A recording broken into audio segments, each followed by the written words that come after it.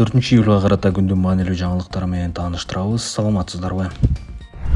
Күн мурун укук коргоочу Гүлшайыр Абдирасулова Фейсбукта 1-май райондук соту Улуттук илимдер академиясынын мурдагы кызматкери Жоомарт Карабаевди 19-августка чейин камакка алганын билдирген. 1-май райондук соту маалыматты тастыктады. Сот УКМКнын тергөөчүсүнүн өтүнмөсүн канааттандырган. Карабаев массалык башаламандыктарга чакырыкка шектелип 2-июлда УКМКда сурак берген. Атайын кызмат Улуттук илимдер академиясынын экс-кызматкеринин сурагы боюнча комментарий берген эмес. Карабаев онлайн митинг өткөрөм деген үчүн 5 жылга эркинен ажыратылган жазуучу Олжобай Шакирдин сотунда коргоочу тараптын күбөсү болуп берген. Жазуучунун адвокаты Акмат Алагушевдин айтымында Карабаев сотто айыптоочу тараптын туруктуу эксперти Азамат Жанышбек уулу Олжобай Шакир кармалган күнү жазуучунун сөзүнүн экспертизасын кантип жасаганын айтып берген. Биз коргоочу тарапка күбө алып келдик. Ал Илимдер академиясында иштеп кеткен мурдагы кызматкер. Ал ошол Жанышбек уулу Азамат менен бир иш бөлмөдө отуруп эмгектенген. Ал ошол 23-августта Олжобай Шакир кармалган күн боюнча көрсөтмө берген. Эки кызматкер келип, жарым саатта экспертиза жасатып кетишкен. Ал 1-апрелде мунун баарын Фейсбукта ачык айтып берген болчу,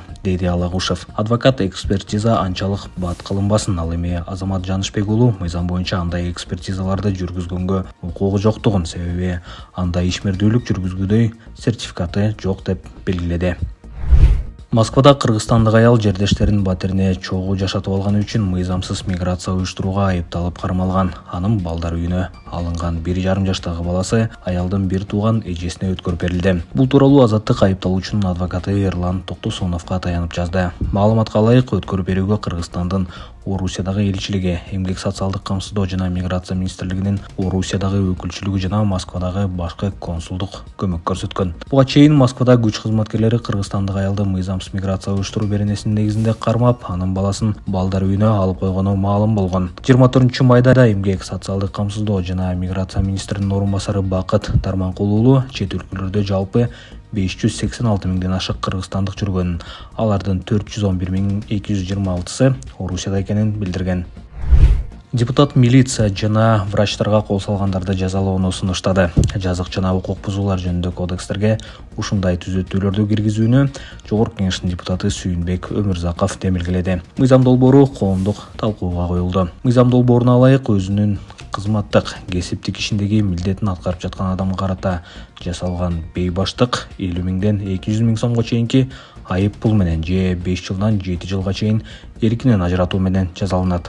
Мындан тышкары, аскер, укук коргоо орган кызматкерлеринин, ошондой эле кызматтык милдетин аткарып жаткан башка адамдын мыйзамдуу талабына баш ийбөө үчүн 5 миң сом штраф же 5 суткадан 7 суткага чейин камакка алуу чарасы колдонулат. Аны менен кошо сот арачысынын талаптарына баш ийбөө үчүн 3 миң сом штраф салынышы мүмкүн же 40 саатка чейин коомдук иштерге тартуу каралат. Демилгечи депутат Ички иштер министрлигинин 2022-жылга карата маалыматына таянып, ички иштер органдарынын мыйзамдуу талаптарына баш ийбөө боюнча 82 факты катталганын, ал эми 2023-жылы бул сан 128ге жеткенин белгиледи. Ошондой эле документте тез жардам кызматкерлерине, врачтарга, өрт өчүрүүчүлөргө, сот аткаруучуларына, сот арачыларына, жергиликтүү бийлик органдарынын өкүлдөрүнө жана башкаларга да кол салуу болгон учурлар арбын экени, натыйжада муктаж болуп аткан жарандарга өз убагында жардам көрсөтүлбөй калып жатканы, бул оор жана өзгөчө оор зыян тийгизип коюшу мүмкүн экени белгиленет. 1-2 күн мурда сот үстүндөрдө аял тез жардамдын дарыгерине кол салып жатканы тартылган видео тараган. Дарыгер баш мээси чайкалып,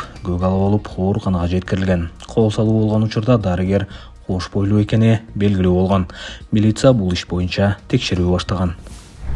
Бишкек шаардык сотунда 4-июлда Темир Афлаевдин азыркы жана мурдагы 11 журналистинин иши боюнча кезектеги отуруму өттү. Азаттык үналгысыз судья Темир Афлаев долбоорунун жетекчиси Махабат Тажибек кызынын, журналисттер Азамат Ишенбеков, Актилек Капаров жана Айке Бешикееванын бөгөт чарасын кароо боюнча адвокаттын арызын карабаганын билдирди.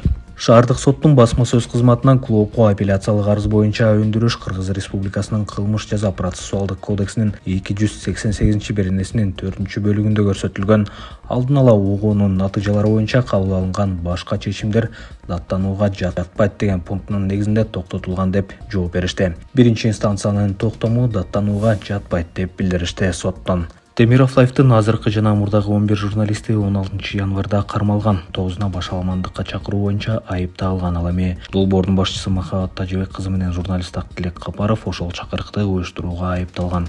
Кийин сот кармалгандардын кээ бирин эч жакка кетпөө тилгаты менен үй камагына чыгарган. Азыр 4 кабарчы ТИЗО 1де кармалып жатат.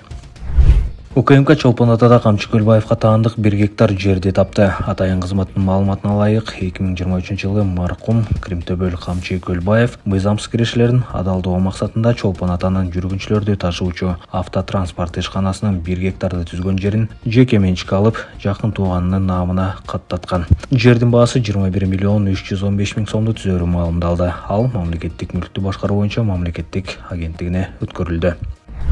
Баткенде өгөй атасы тарабынан сабалган 2 жашар наристе комадан чыкты. Учурда анын абалы орточо. Ал сыныктар бөлүмүндө дарыланууда. Бул тууралуу Саламаттык сактоо министрлигинин Баткен облусунун координатору Арзыбек Бөрүбеков Турмуш басылмасына билдирди. Церебралдык шалуу оорусу бар 2 жаштагы наристе 7-июнь күнү Баткен облустук ооруканасынын жандандыруу бөлүмүнө оор абалда келип түшкөн. Анын тайнеси жаш кызды өгөй атасы сабаганын, буга чейин да кол көтөрүп жүргөнүн айткан. Жабыркаган жаш кыз буга чейин өгөй атасы тарабынан сабалып жүргөнүн, анын апасы да тастыктаганын оорукананын дарылоо иштеринин орун басары Курманбек Дыйканов да билдирген. Сабалгандан 2 күндөн кийин наристе өзүнө келбей бизге алып келген, деген Дыйканов. Милицияга арыз менен наристенин тайенеси кайрылган. Күч органдары уруп сабап кыйноо беренеси менен кылмыш ишин козгоп, 11-июнда шектүү катары Баткен районундагы Бужум айылынын 40 жаштагы тургуну кармалган. Ал учурда милициянын убактылуу кармоочу жайында. Териштирүү маалында сабалган кыздын 32 жаштагы апасы шектүү менен баш кошуп, чогуу жашап жүргөнүн, аялдын биринчи турмушунан 2022-жылы туулган кызы церебралдык шалуу оорусу менен төрөлгөнү аныкталган. Кыздын жакындары аны бастыруу үчүн бир нече жолу аракет кылышкан. Акыркы жолу 7-июнда бастырууга аракет кылып жаткан учурда кыз тилин тиштеп, эс учун жоготуп койгондуктан ооруканага жеткирилген.